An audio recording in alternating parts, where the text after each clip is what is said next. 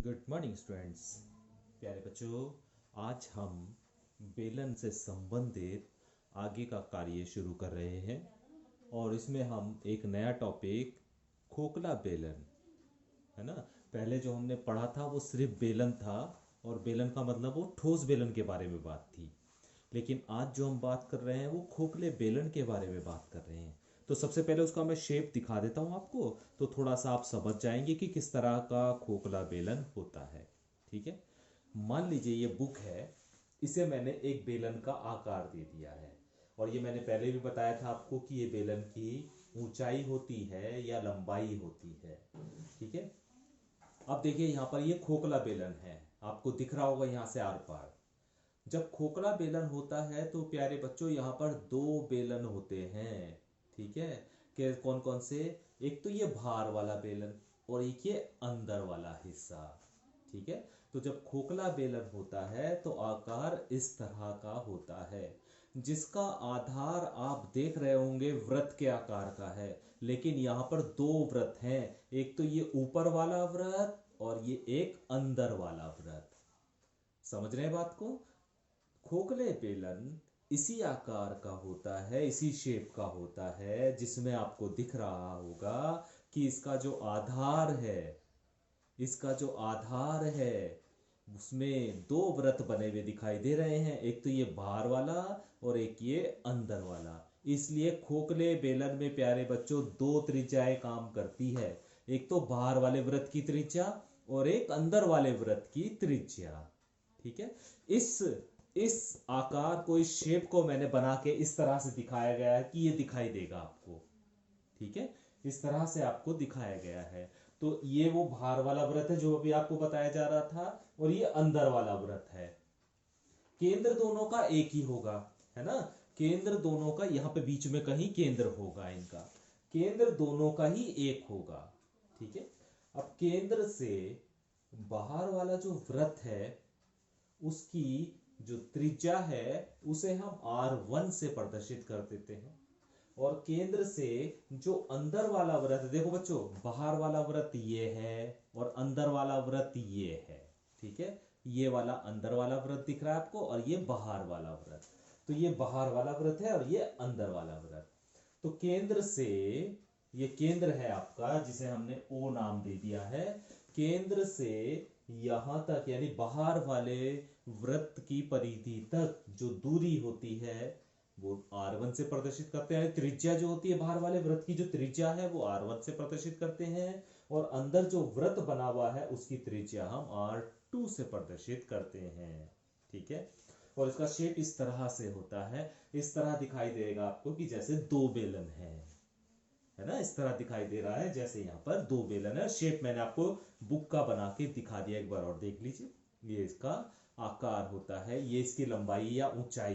ठीक है, ये वही है जो हमने पहले बेलन के बारे में बात की थी। तो ये तो बेलन की ऊंचाई है जिसे हम एच के द्वारा ही प्रदर्शित करते हैं।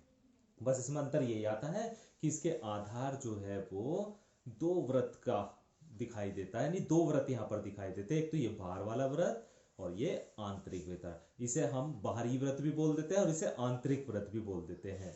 इस त्रिज्या को हम बाहरी त्रिज्या भी बोल देते हैं और इसे अंतः त्रिज्या या आंतरिक त्रिज्या भी बोल देते हैं। ठीक है, तो बाह्य त्रिज्या का मतलब होता है बाहर वाले वृत्त की त्रिज्या और अंतः त्रिज्या का या आंतरिक त्रिज्या का मतलब होता है अंदर वाले वृत्त की त्रिज्या। बाहरी त्रिज्या को हम R1 से प्रदर्शित करते हैं और आंतरिक त्रिज्या को हम R2 से प्रदर्शित करते हैं। ठीक है, तो इसके आधार पर प्यारे बच्चों जब हमें ये बात समझ में आ जाती है तो इसके कुछ फॉर्मूले हैं जो बेलन के फॉर्मूलों से थोड़ा सा भिन्न है, क्योंकि वहां पर सिर्फ त्रिज्या काम कर रही थी, यहाँ पर दो त्रिज्याएं काम कर रही हैं, एक बाहर वाले वृत्त की और एक अंदर वाले वृत्त की। तो देखिए, सबसे पहले खोखले बेलन के बारे में हम बात कर रहे हैं यहाँ पर, तो बेलन का आयतन। तो इस खोखले बेलन का जो आयतन होता है वो होता है पाई इंटू एच। वहां आर स्क्वायर होता था ना, पाई आर स्क्वायर एच, वहां पर आर की जगह बस परिवर्तन हो गया है, R1 square minus R2 square. R1 का मतलब बाहर वाले वृत्त की त्रिज्या, R2 का मतलब अंदर वाले वृत्त की त्रिज्या। ठीक है, इसी तरह बेलन का वक्रपृष्ठ, तो याद रखिएगा वक्र पृष्ठ भी मैंने आपको बताया था, ये वक्र पृष्ठ होता है इसका, ठीक है, ये हिस्सा इसका वक्र पृष्ठ होता है। तो वक्र पृष्ठ बराबर होता है 2πh r1 प्लस r2। इसी तरह प्यारे बच्चों इसका संपूर्ण पृष्ठ, संपूर्ण पृष्ठ में ये वाला हिस्सा भी और इसका ये वाला हिस्सा भी आ जाता है, और ये तो है ही आपका वक्र पृष्ठ तो है ही, इसके साथ साथ ये वाला हिस्सा भी इसमें और ये वाला हिस्सा भी इसमें आ जाता है। तो इसका जो संपूर्ण पृष्ठ होता है वो होता है प्यारे बच्चों 2πr1 जमा r2 इंटू h जमा r1 माइनस r2। तो खोखले बेलन के आधार पर ये तीन फार्मूले हैं, इन तीन फार्मूलों को आपको ध्यान रखना होगा और क्वेश्चन आपको आसानी से समझ में आ जाएगा कि ये ठोस बेलन या बेलन का क्वेश्चन है या खोखले बेलन का क्वेश्चन है। ठीक है, तो मुझे उम्मीद है कि जितना अभी आपको बताया गया है उतनी बातें आपको समझ में आ गई होंगी। ठीक है, अब इन्हीं बातों पर आधारित कुछ सवाल हम करके देख लेते हैं। खोखले बेलन पर आधारित कुछ क्वेश्चन, इन फार्मूलों पर आधारित कुछ क्वेश्चन हम करके देख लेते हैं।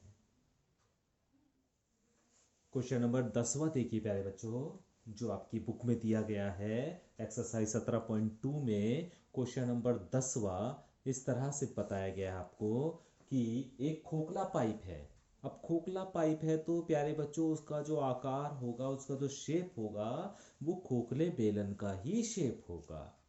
तो उन्होंने कहा है खोखले पाइप का आयतन। ये तो नहीं कहा उन्होंने खोखले पाइप का आयतन, लेकिन उन्होंने ये कहा है कि खोखले पाइप का टुकड़ा 270 पाई घन सेंटीमीटर, 270 पाई घन सेंटीमीटर। और जब इस तरह की बात आती है ना कि घन सेंटीमीटर, तो इसका मतलब वो उस टुकड़े का आयतन दिया हुआ है। ठीक है, इसलिए मैंने लिख दिया खोखले पाइप का आयतन। जो खोखला पाइप है वो उसका जो आयतन है वो दिया हुआ है हमें 270 पाई घन सेंटीमीटर। याद रखिएगा घन सेंटीमीटर में जो भी आपको क्वेश्चन में मिले वो आयतन ही होता है। ठीक है, तो हमें खोखले पाइप का आयतन पता है 270 पाई घन सेंटीमीटर। हमसे कहा है उसकी लंबाई 9 सेंटीमीटर है। ये h का काम करेगी लंबाई। सिरे की बाहरी व्यास, सिरे का बाहरी व्यास 17 सेंटीमीटर है। और प्यारे बच्चों आप जानते हैं कि व्यास के द्वारा हम त्रिज्या निकालते हैं। तो सिरे की बाहरी त्रिज्या जिसे हम r1 से प्रदर्शित करते हैं, बाहर वाली त्रिज्या, बाहर वाली त्रिज्या को कहां से प्रदर्शित करते हैं हम r1 से, वो हो गई 17/2। क्योंकि व्यास से जब आप त्रिज्या निकालते हो तो व्यास का आधा करते हो, अर्थात 17 का आधा करा तो त्रिज्या आ गई। तो बाहर की त्रिज्या यानी r1, ये जो त्रिज्या आई है ये r1 है। ठीक है, तो सबसे पहले प्यारे बच्चों हम आंतरिक त्रिज्या यानी r2 निकालेंगे। ठीक, तो सबसे पहले हम जानते हैं खोखले पाइप यानी खोखला बेलन, एक ही बात हो गई, का आयतन होता है pi H r1 square minus r2 square. ये भी हमने फॉर्मूला पढ़ लिया है। ठीक है, अब आयतन की जगह हमें कितना दिया हुआ है 270 पाई, तो आयतन की जगह हमने 270 पाई रख दिया, बराबर सूत्र में पाई की जगह पाई रखा, h की जगह 9 रख दिया, इंटू r1 की जगह 17/2 का स्क्वायर करेंगे माइनस r2 का स्क्वायर। पाई से पाई कैंसिल हो जाएगा, 9 को यहां से इधर ले आएंगे तो 270/9 हो जाएगा और बराबर बचेगा। इसका जब वर्क करेंगे तो 289